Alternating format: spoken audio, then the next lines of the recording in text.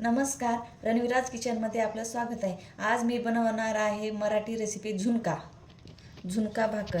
त्यासाठी कांदा कापून घेतला आहे, कढीपत्ता, मोहरी, जिरा, गरम मसाला, हळद आणि लाल तिखट, लसूण ठेचून घेतला आहे, अर्धी वाटी बेसन।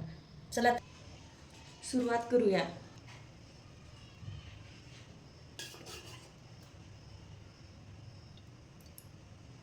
तेल गरम झालं आहे, कढीपत्ता टाकू, मोहरी, जिरा चांगलं तडतडत आहे। त्यानंतर कांदा टाकतो, कांदा परतून घेऊ। कांदा परतून असं सोनेरी कलर येऊपर्यंत परतून घेऊया। कांद्याला छान कलर आला आहे, लसूण पेस्ट टाकते। लसूण आणि कांदा एकजीव होईपर्यंत त्याला असं गरम करून घेऊया। त्यानंतर गरम मसाला, हळद,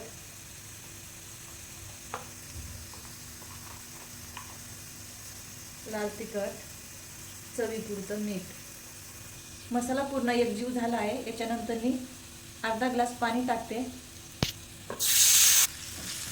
हे पूर्ण मिक्स करून घेते। हे पहा, छान अशी उकळी आली आहे। याच्यामध्ये बेसन पीठ टाकते, 1 ते 2 मिनिट असं मिक्स करून असं घ्यायचं। हवं तर तुम्ही थोडं पाणी घालू शकता, आवडीनुसार कोथिंबीर। हे आपलं तयार झालं आहे झुणका। आता याच्यानंतर मी ज्वारीची भाकरी बनवणार आहे। भाकरीसोबत खूप छान लागतं हे। आता हे पूर्ण तयार झालं आहे। याच्यानंतर मी भाकरी भाकरीसाठी पीठ मळून घेते।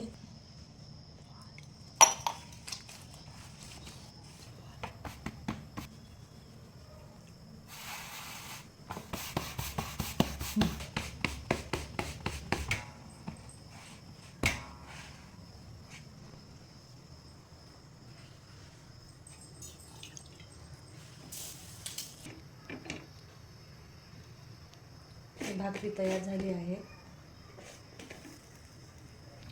हे आपलं झुणका भाकर तयार झाला आहे। ही रेसिपी आवडली तर नक्की सबस्क्राईब करा, लाईक करा। Enjoy, thank you.